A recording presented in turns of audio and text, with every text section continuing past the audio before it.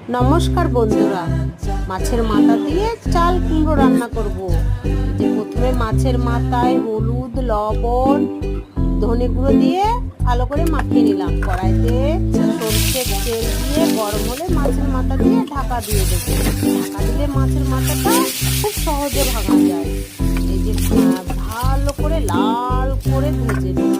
তারপর কড়াইতে পাঁচফোড়ন, শুকনো লঙ্কা ফোড়ন, তারপরে কাঁচা লঙ্কা, বাদামটা ফাটিয়ে নিয়েছি, আদা বাটা দিয়ে নেড়ে চেড়ে চাল কুমড়োটা দিয়ে দেবো। চাল কুমড়োটা দেওয়া হয়ে গেলে লবণ, হলুদ দিয়ে ভালো করে নাড়াচাড়া করব। ভালো করে নাড়াচাড়া করে ঢাকা দিয়ে দেবো। এরপরে দেখো বন্ধুরা, আরেকটা মশলা রেডি করতে হবে, ভাজা মশলা। শুকনো লঙ্কা, তেজপাতা, দুটো এলাচ আর জিরে দিয়ে ভালো করে ভেজে নিতে হবে। ভেজে যে বেটে নিতে হবে। ভালো করে বাটা হয়ে গেলে চালের গুঁড়ো নেবো 2 চামচ মতো। চালের গুঁড়োর মধ্যে যে মশলাটা ভেজে রেখেছিলাম বেটেছি, ওটা জল দিয়ে ভালো করে ঘোল বানিয়ে নেব। তারপরে চাল কুমড়োটা ভালো করে ভেজে নেড়ে চেড়ে এই যে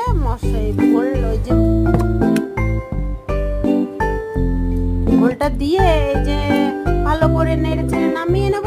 তারপর রেডি। এই যে ধনেপাতা, কাঁচা লঙ্কা দিয়ে পরিবেশন করব।